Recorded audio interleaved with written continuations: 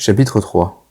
Le béton de la nationale était bordé par un matelas d'herbes enchevêtrées, cassées, séchées, des herbes qui avaient au sommet de leurs tiges des barbes d'avoine pour s'accrocher aux poils des chiens, des épilets pour s'emmêler au boulet des chevaux, et des teignes pour se coller à la laine des moutons. C'était toute une vie endormie qui attendait d'être propagée et dispersée.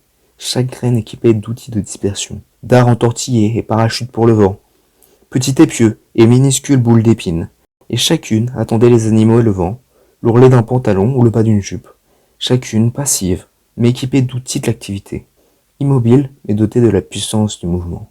Le soleil se déposait sur les herbes et les chauffait, et dans l'ombre des herbes les insectes s'affairaient, fourmis et fourmilions tendant leurs pièges, sauterelles bondissant et battant de leurs ailes jaunes une seconde, cloportes en tatou miniature, foule de pieds délicats qui piétinaient sans relâche, et sur les herbes du bord de la route une tortue rampait, chavirait pour un rien, traînait le dôme de sa carapace, ses pattes dures et ses griffes jaunes fendaient lentement les herbes, et plutôt que de marcher réellement, elle propulsait la carapace par à-coups.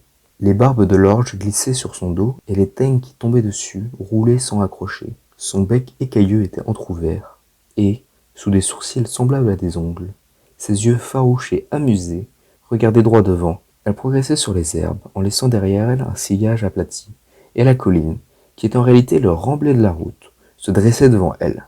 La tortue s'arrêta un moment, et leva la tête. Elle cligna des paupières en étudiant la pente. Enfin, elle entama son ascension. Les pattes avant tendaient leurs griffes, mais n'attrapaient rien. Les pattes arrière poussaient la carapace, qui raclait les herbes et le gravier. Plus la pente s'escarpait, plus les efforts de la tortue devenaient désespérés. Les pattes arrière patinaient en poussant la carapace de toute leur force, et la tête s'avançait aussi loin que le cou le permettait. Centimètre par centimètre, la carapace gravit le talus jusqu'au moment où sa progression fut bloquée par un parapet. Le bas-côté de la route, une paroi en béton haute de 10 centimètres. Comme mue d'une volonté propre, les pattes arrière poussèrent la carapace contre la paroi. La tête se hissa au-dessus et aperçut la vaste plaine de béton.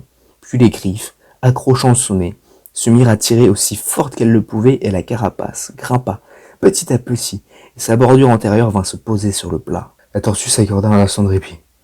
Une fourmi rouge courut dans la carapace, vers la peau tendre de l'intérieur. Et alors la tête et les pattes rentrèrent d'un coup sec, et la queue blindée se serra sur un côté.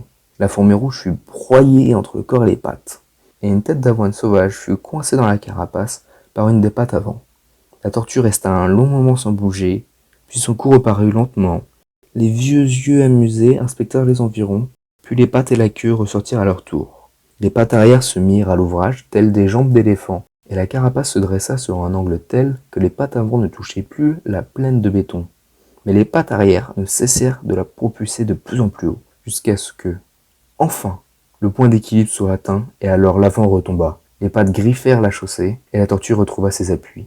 Mais la tige d'avoine sauvage était toujours enroulée autour de ses pattes avant. La tortue avançait maintenant sans peine, et tous ses membres s'activaient, et la carapace progressait en tanguant d'un bord à l'autre. Une berline conduite par une femme d'une quarantaine d'années approchait.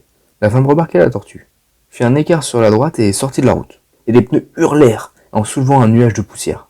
Deux roues quittèrent le sol une seconde, puis le retrouvèrent.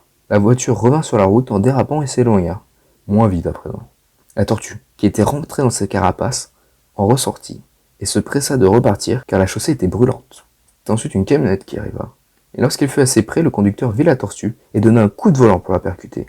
La roue avant toucha le bord de la carapace, retourna la tortue comme un jeton, la fit tourner comme une pièce et l'envoya rouler sur le bord de la route. La camionnette se rebattit sur la file de droite, posée sur le dos. La tortue resta longtemps blottie dans sa carapace. Enfin, ses pattes se mirent à remuer dans le vide, cherchant quelque chose à quoi s'accrocher pour se retourner. Une patte avant saisit un morceau de quartz et, avec effort, la tortue tira et se remit à l'endroit. L'épi d'avoine se détacha et 3 de ses graines en fer de lance se plantèrent dans le sol. La tortue commença à redescendre le talus, et sa carapace ensevelit les graines sous la poussière. La tortue atteignit une piste en terre et s'y traîna, creusant avec sa carapace un sillon peu profond qui serpentait dans la poussière. Les vieux yeux amusés regardaient droit devant, et le bec écailleux s'entr'ouvrit, les pattes jaunes patinaient quelque peu dans la poussière.